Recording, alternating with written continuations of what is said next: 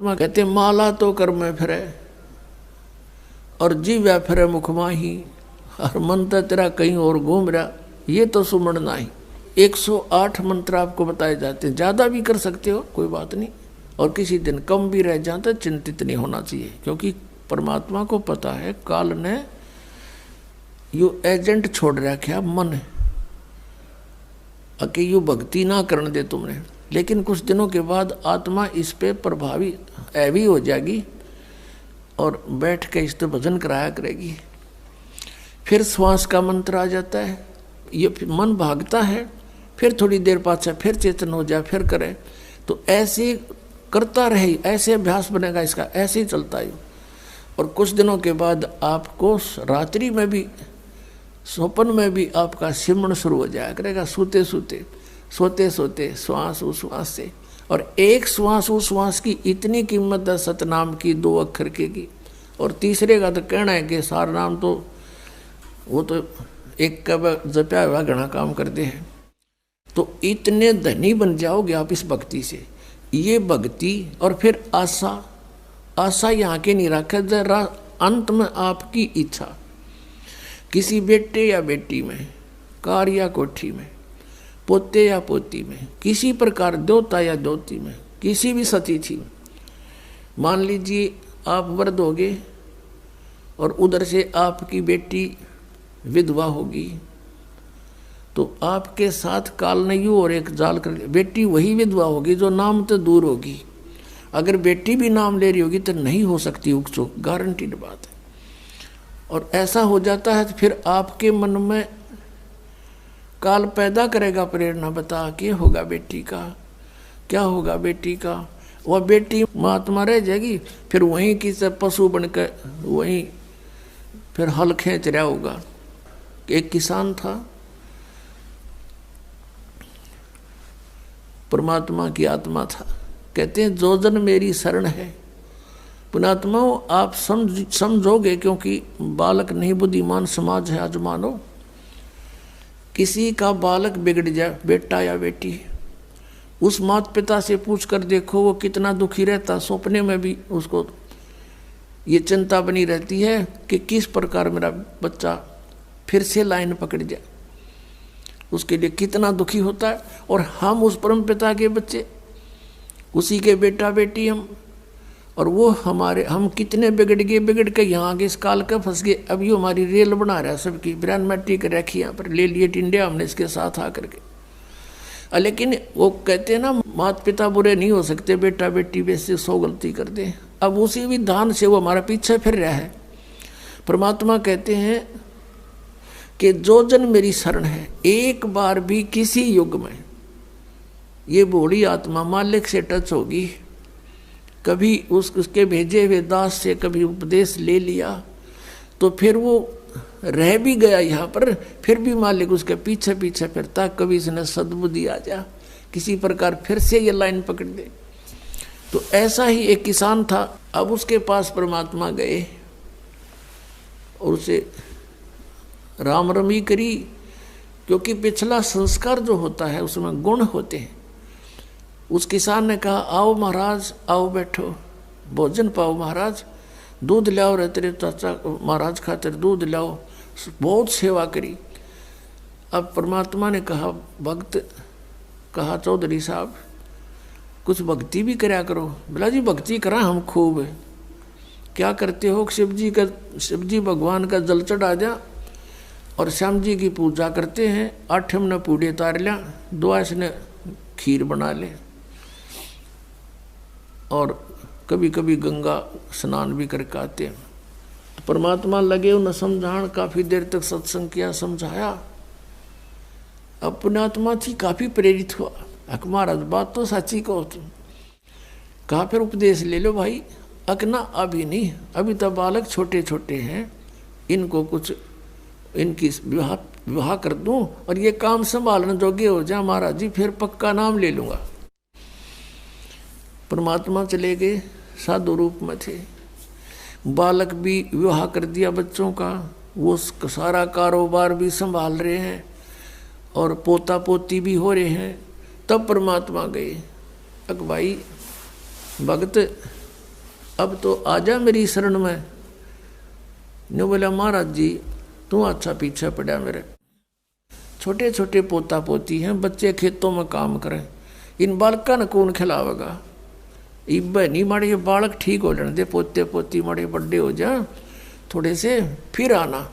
अब वो फिर गए परमात्मा, 5-7 वर्ष के बाद बूढ़े की टिकट कटी पाई, वो मर लिया। अब क्या देखा कि वही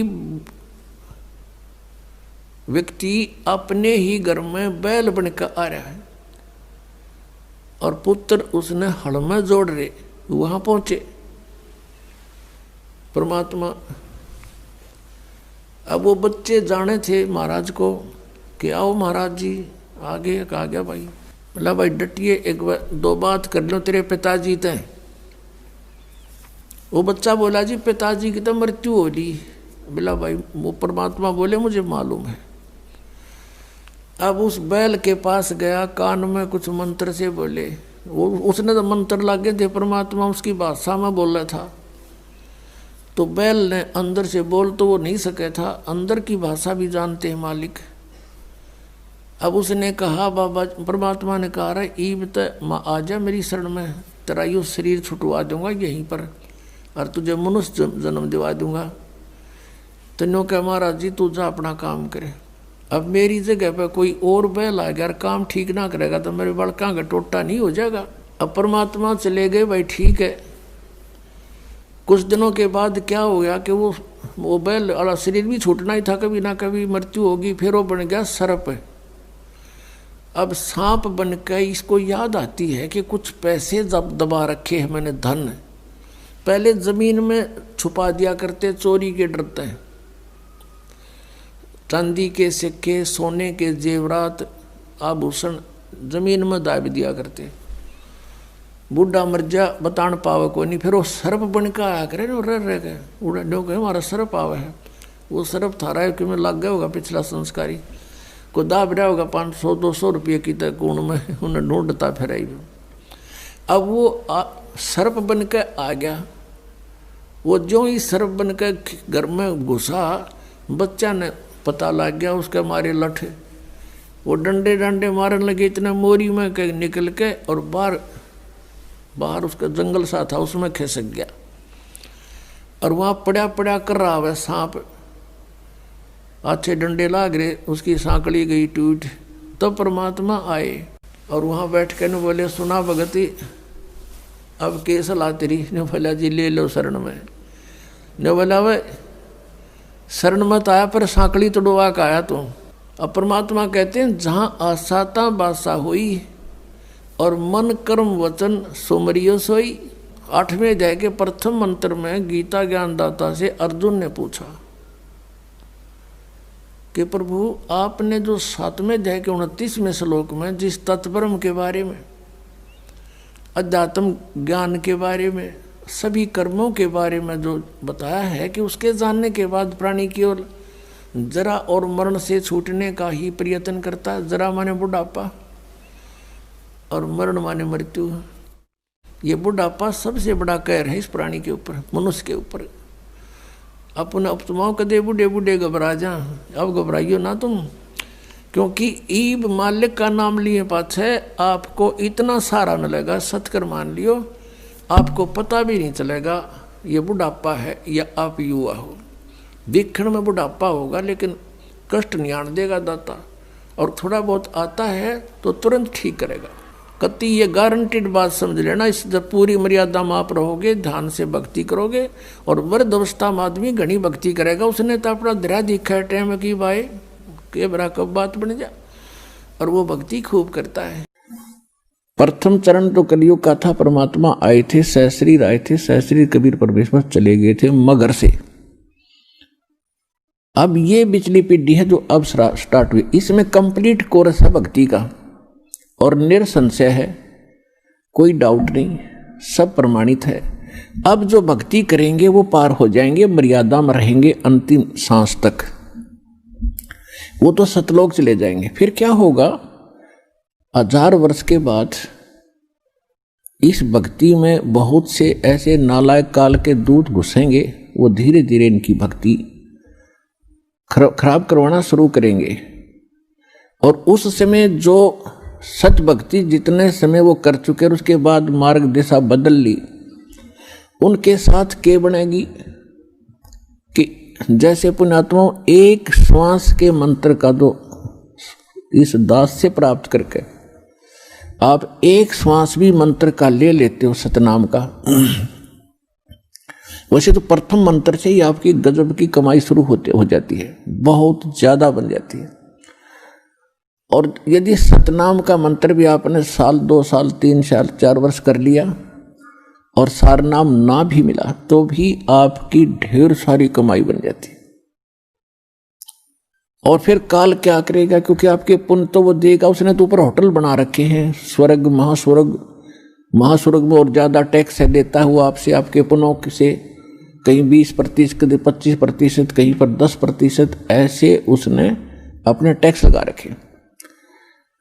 और जो खर्चा आप खाते हो वो अलग है, वो तो आपकी पूंजी से होगा, तो आपको स्वर्ग महास्वर्ग में रख देता है। और वहां आपके पुण्य आपके साथ होते हैं। जब महास्वर्ग के अंदर आपके पुण्य खत्म हुए उसके बाद स्वर्ग में ले आता है, नीचे एक अलग से एक स्वर्ग है, उस महास्वर्ग से अन्य जो कॉमन स्वर्ग है, उसमें भी जब आपके पुण्य खत्म हो जाते हैं फिर आपको पृथ्वी पर डाल देता है। तो वो पुण्यात्मा इतना समय वहां रहती हैं स्वर्ग में महास्वर्ग में, फिर उनको सतयुग में प्रारंभ में जन्म देता है। इस भक्ति युग में की हुई भक्ति उनकी इतनी प्रबल हो जाती है कि फिर वो सतयुग में प्रथम जन्म लेते हैं। उनकी फिर भी इतनी भक्ति होती है क्योंकि सतयुग में लाखों वर्ष का जीवन होता है, एक का जीवन पूरा करते इतने युग, 1-2 जीवन में वो सतयुग पूरा हो जाता है। फिर त्रेता में आते हो आप वही हो जो पहले भक्ति लगे थे, लेकिन आप फिसल गए, आप रिपट गए, विचलित हो गए किसी कारण से। और परमात्मा का विधान है, जो जन मेरी शरण है ताका हूं मैं दास, और गेल गेल लाग्या फिरूं जब तक धरती आकाश। एक बार इस सच्चे नाम से आज कोई जुड़ जाएगा, आज उसने नाम ले लिया, कितना रोगी है और चाहे उसकी कल मृत्यु हो जा, नाम लेते भी हो जा, तो अभी परमात्मा अपने बही में लिख लेगा उस आत्मा को कि मेरी होगी भी। अपने आत्माओं हमने असंख्य जन्म बर्बाद कर दिए,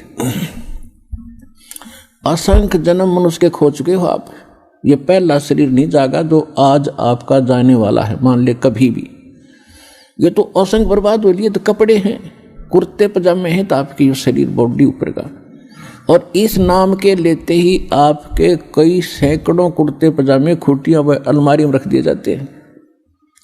मनुष्य आज आपको नाम लेते ही और चाहे अगले पल मृत्यु हो जाती है।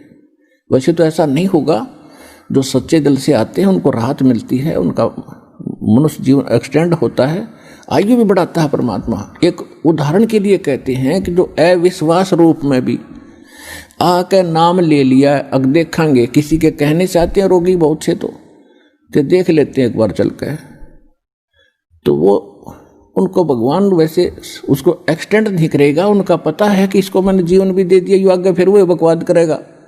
तो परमात्मा ने तो अपनी आत्मा देखनी है कि इसका उद्धार क्यों कर होगा, तो नाम लेते ही यदि उसकी मृत्यु भी होगी तो भी भगवान के अकाउंट में आ गया, और 10 महीना में फिर जन्म देकर उसको फिर बरवाला बुला लेगा, वह शुरुआत होगी उसके जीवन की।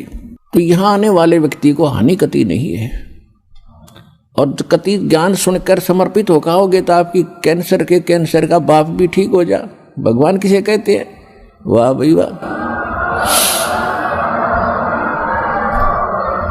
यहाँ पर कम से कम लाखों भक्तों के कैंसर तक के रोग ठीक हो चुके हैं, जिन्होंने समर्पित भाव से परमात्मा पर विश्वास करके नाम लिया और मर्यादा निभाई। क्योंकि दुखी आदमी मर्यादा खूब निभाता है, सुखी तक गड़बड़ कर देता है, समाज को गणा देखे, उसने तो अपनी जान दिखाई देती है, तो उस पर जल्दी राजी हो है भगवान, जल्दी प्रसन्न होता है, उसका जीवन भी बढ़ावेगा और उसको रोग से मुक्त भी करेगा, लेकिन करेगा अपने हिसाब से, उसकी नीत देख के कि आगे कहीं और गड़बड़ ना कर दे।